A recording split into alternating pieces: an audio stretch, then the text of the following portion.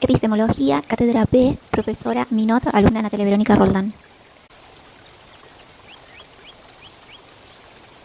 Epistemología.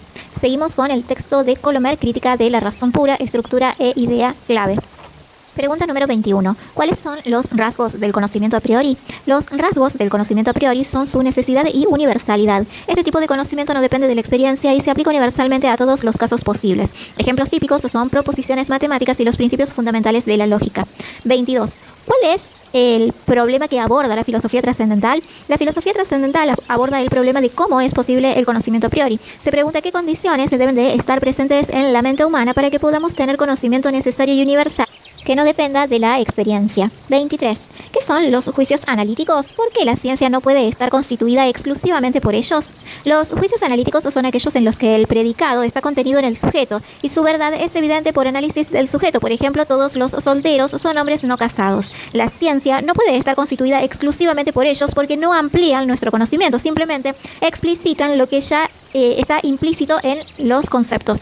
24. ¿Qué son los juicios sintéticos? ¿Por qué la ciencia no puede estar constituida exclusivamente por ellos? Los juicios sintéticos son aquellos en los que el predicado añade algo al sujeto y su verdad no es evidente por análisis, requiriendo síntesis de información. Por ejemplo, el agua hierve a 100 grados Celsius.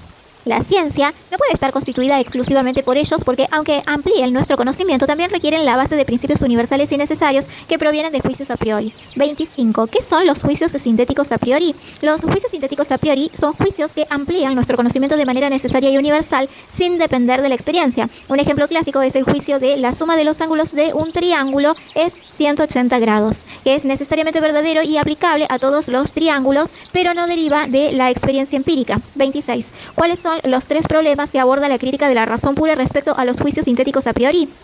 Los tres problemas son: 1.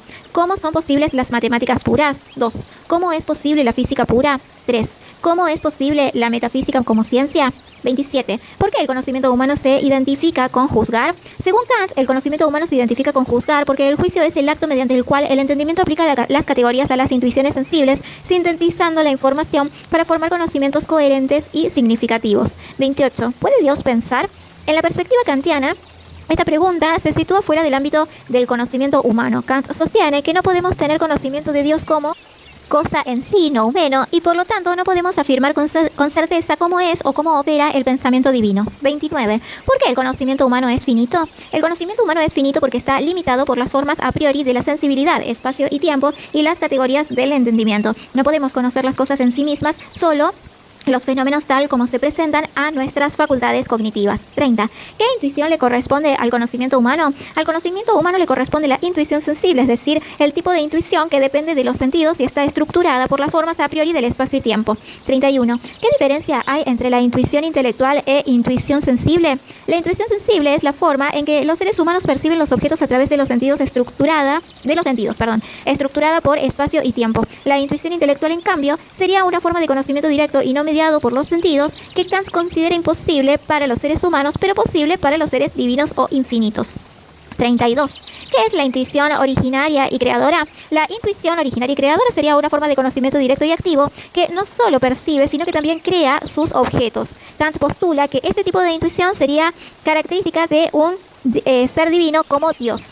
33. ¿Qué es la intuición receptiva? La intuición receptiva es la forma de intuición humana que recibe pasivamente los datos de los sentidos y está estructurada por las formas a priori del espacio y el tiempo.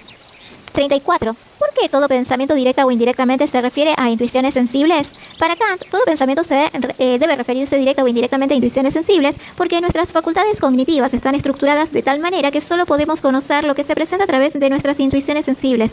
Sin las intuiciones sensibles, nuestros conceptos no tendrían contenido y por lo tanto no podrían referirse a nada real. 35. ¿Qué hay en todo conocimiento además de las impresiones sensibles? Además de las impresiones sensibles, todo conocimiento implica las categorías del entendimiento, que son conceptos a priori que estructuran y dan sentido a las impresiones sensibles. Así, el conocimiento es el resultado de la síntesis de intuiciones sensibles y conceptos del entendimiento. 36.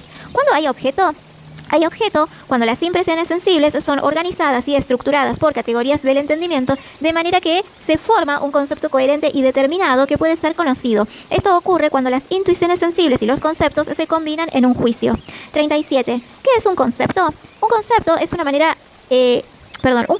una representación general o abstracta que el entendimiento utiliza para organizar y dar sentido a las intuiciones sensibles. Los conceptos permiten reconocer y clasificar los objetos de la experiencia, proporcionando la estructura necesaria para el conocimiento. 38. ¿Por qué la sensibilidad fundamenta la matemática? La sensibilidad fundamenta la matemática porque las intuiciones puras de espacio y tiempo, que son formas a priori de nuestra sensibilidad, son los marcos dentro de los cuales se pueden construir las proposiciones matemáticas. Por ejemplo, la geometría se basa en la intuición pura del espacio y la aritmética en la intuición pura del tiempo. 39. ¿A qué ciencia está ligada la teoría kantiana de la sensibilidad?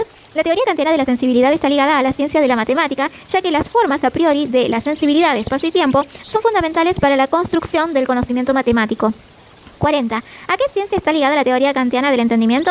La teoría kantiana del entendimiento está ligada a la ciencia de la física, ya que las categorías del entendimiento, como causalidad, sustancia, etc., son esenciales para comprender y explicar los fenómenos naturales observados en el mundo físico.